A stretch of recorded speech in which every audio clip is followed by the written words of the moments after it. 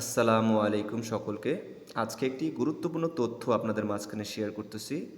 ইদানিং বাংলাদেশে বিদ্যুৎ বিল নিয়ে খুব বিভ্রান্তিকর সৃষ্টি হচ্ছে, যেখানে একটি মধ্যবিত্ত পরিবার মাসে ৫০০ থেকে ৬০০ টাকা ব্যয়ে সারা মাস তাদের বিদ্যুতের খরচ চলে যেত। কিন্তু ২ মাস যাবৎ সেটা ১,০০০-১,২০০ টাকার উপরে চলে আসতেছে। তো আমি আপনাদের কাছে ৩টা টেকনিক শেয়ার করতেছি। এই ৩টা টেকনিক যদি আপনারা অবলম্বন করেন, সেক্ষেত্রে আশা করি আপনাদের কিছুটা টাকা হলেও ব্যয় কম হবে।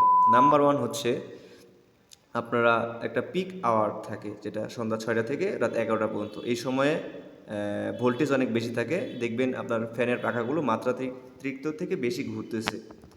তো এই টাইমে আমরা চেষ্টা করব আমাদের যত ডিভাইস এবং ফ্যান, টিভি এগুলো কম ইউজ করার জন্য। সেক্ষেত্রে আপনার কিছুটা বিদ্যুৎ সাশ্রয়ী হবে। নাম্বার 2 হচ্ছে, আমরা অনেকে বলতে 90% মানুষের বাসায় মাল্টিপ্লাগে চার্জার কিংবা অন্যান্য কিছু সরঞ্জাম লাগানো থাকে।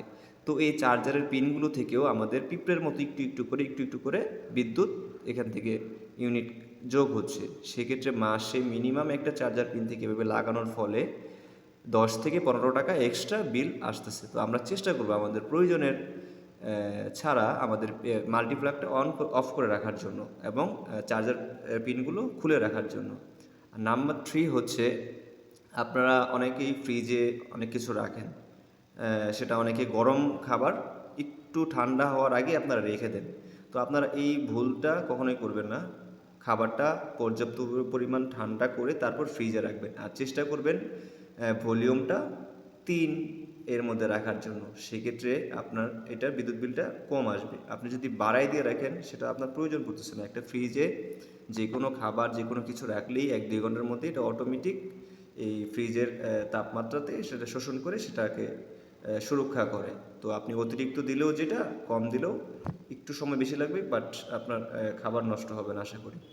আর আরেকটা তথ্য হচ্ছে, রাইস কুকারে যারা রান্না করেন, সেই রান্নাটার মধ্যে একটা লাল বাটন আর একটা হলুদ বাটন থাকে।